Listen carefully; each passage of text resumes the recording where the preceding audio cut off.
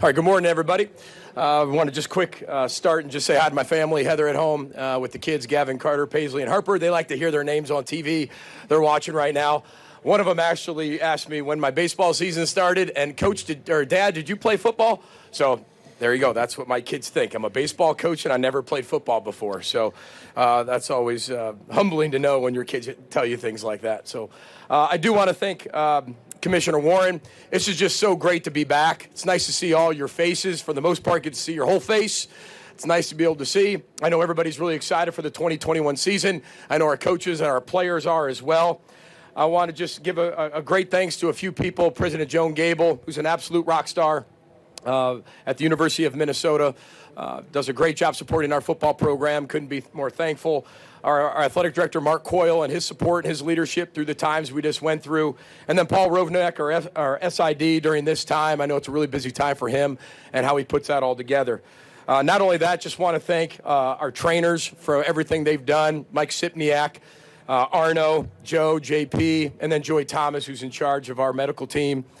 Just going through COVID and last year, it's been really awesome to see them continue to keep all of our players safe and continue to push the envelope that way. And then our doctors, Dr. Jewison, Dr. Olson, Dr. Smith, Dr. Macalena, and Dr. Boyd.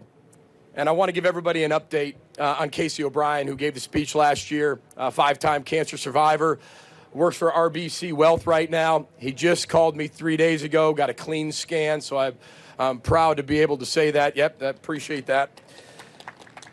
We got three unbelievable young men that we brought here from the University of Minnesota. We always talk about make sure you're a better person than you are a football player, and all three of these guys are definitely that.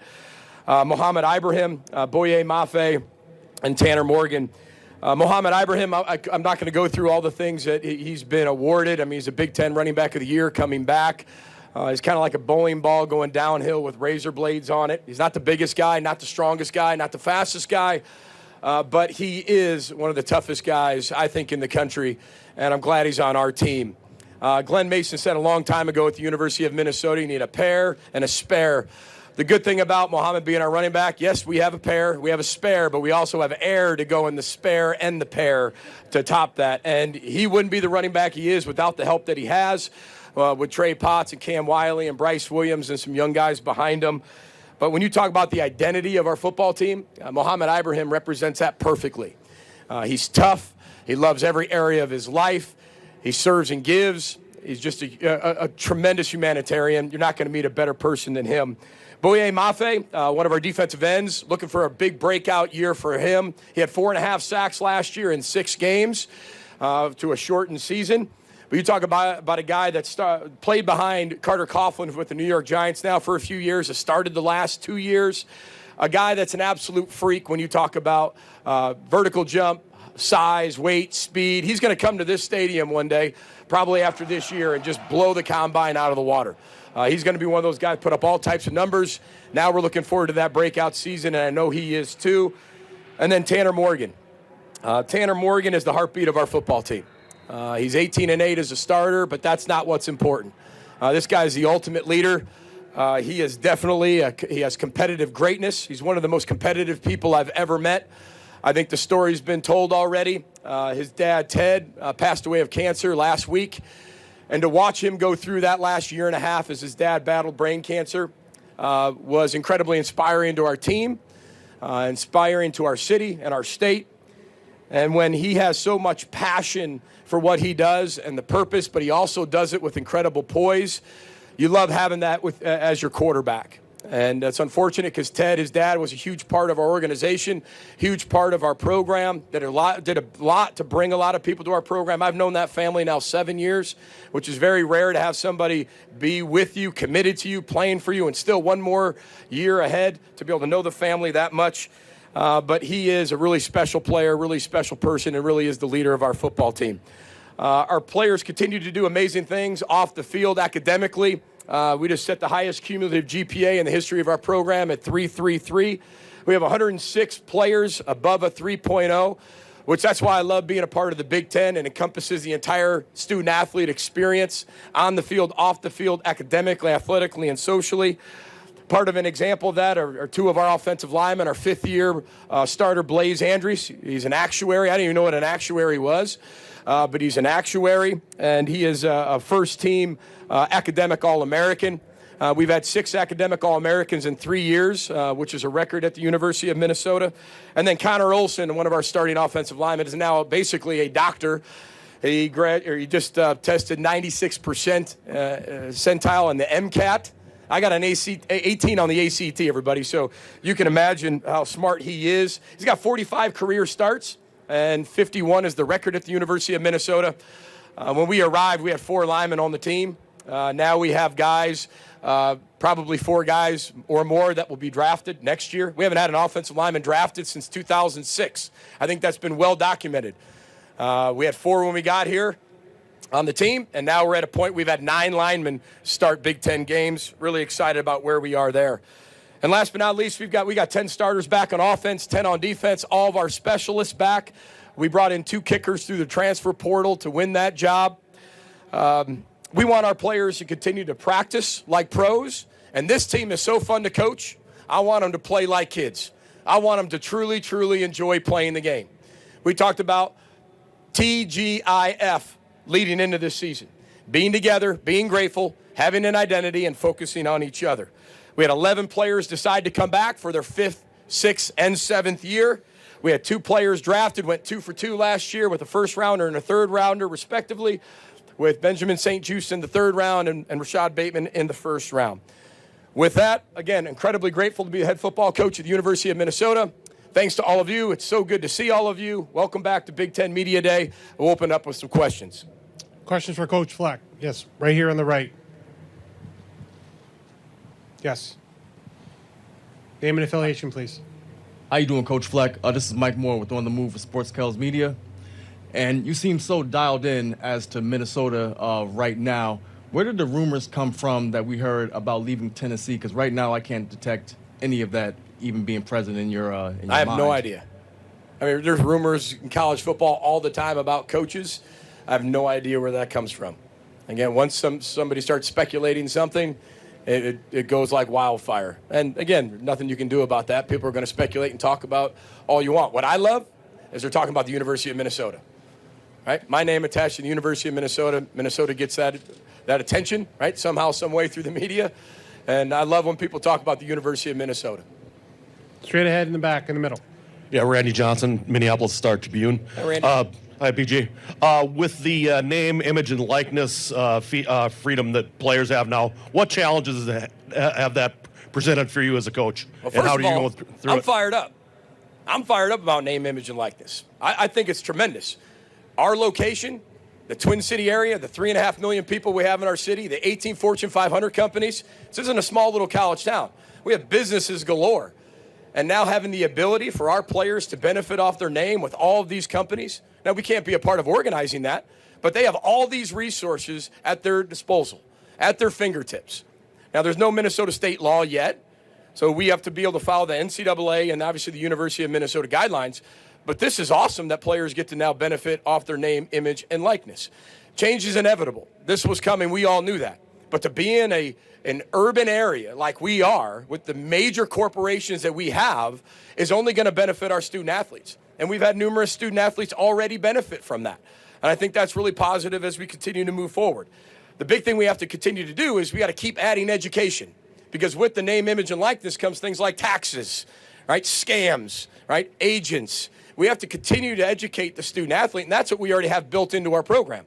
We've had the Go for Life program, which used to be the Bronco for Life program, for 9 years now, which talks to them about finances, taxes, all the things we've done. Now we just got to be able to make that bigger and better as we continue to inform our student athletes. But I'm excited. As long as we have our players' safety at the forefront of everything we do in terms of keeping them safe, I think it's a benefit. And we knew it was coming. And being at the University of Minnesota, where we're located, I think it's a grand slam. Coach, 3rd row on your right. Hi, Coach. Matt Kennedy, Minnesota Daily Student Newspaper. Your defense the last few years has had a few rough patches to start the season, whether it's having a tough time getting in the backfield, tackling, or in coverage. You've had some early troubles like last season against Michigan and Maryland 2020 and some early non-conference opponents 2019.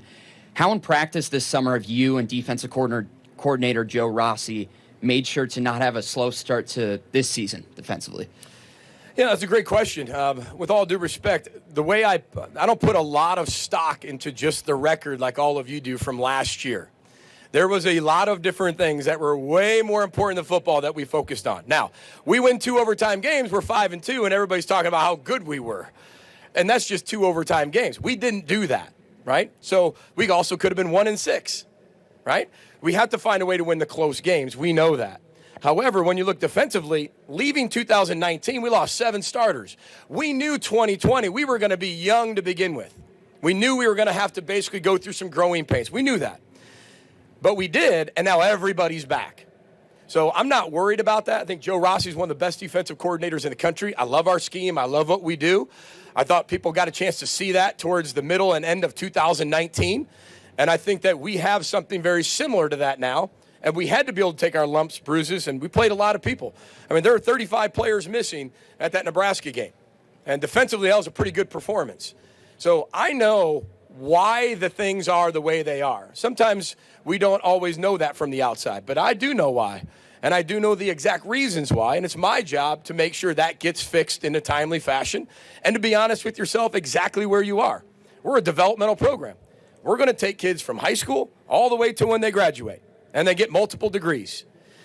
I don't take a ton of transfers, a lot. We did this year to take probably 5 or 6 to be able to plug some holes, but for the most part, we're a developmental program from high school all the way till they graduate. 95% are high school kids, and we're going to keep doing that. And there's going to be times we're more experienced and we're younger. But now as we get into year 5, especially with this team, I really like this football team. I love coaching them. They're fun. They make coming to work really exciting, even more exciting than I already am, which is hard to do. I just love the type of people that we're coaching right now. And the connectivity is tremendous. One last question on the left in the middle. Man, we're already done. This is great. On your left, Coach. Morning, Coach. Ryan Burns, 24/7 Sports here. When you look at the identity of a college football team and how it changes from year to year, now in year 5, what do you think the identity is going to be for your Minnesota team? Well, we talked about those 4 things, right? This togetherness, this gratefulness, this identity, and focusing on each other. That's what I want people to see when they watch us play, period. Right? People always ask, well, what makes a successful season? It's not in numbers. We won 11 games in 2019 for the first time since 1904, and everybody forgot about that already. That's college football. That's sport. It constantly keeps moving forward. But I want our team to be the most together football team in the country. And there were a lot of things that happened in the Twin Cities that we addressed, that we went through, that we're still going through, and it's not just checking the box. It's truly changing, being the change we all want to see, addressing those issues, creating something better than it was as we continue to move into the future, connecting our players to that togetherness. Be grateful to be out there, just to be grateful to play football, to have the ability to be around one another, have you guys here, have our stadium full. I mean, we opened up with Ohio State. How much better could that be, right? Huntington Bank Stadium, brand new name, 3rd straight sellout in Minnesota, in Minneapolis, against a top 5 team. It doesn't get much better than that, right? To be grateful for that. And then our identity is going to be who we are. Every team has their own identity. Comparisons steal your joy. This team's not going to be like another team. It's not going to be like a Western Michigan team, like a Minnesota team, like this other team. It's their team. They get to create whatever they want. And as we go through training camp, we'll start to form that. We're still going to want to run the ball. We're still going to want to RPO and play action. We're still going to want to be able to drop back. We've got to score more points than the opponent. And then you have to focus on each other. There's going to be all these outside distractions, all these outside expectations, all these outside predictions, right? We were picked 6 in the West when we tied for first in the West in 2019. That's why they call it the Wild, Wild West. You just never know. So we have to focus on us. Our expectations have to be bigger than anybody else's, and we have to put more pressure on ourselves than anyone else will put on us. And if we do that, we got a chance to be a pretty good football team. It's a fun team to coach. I can't wait to get going with them.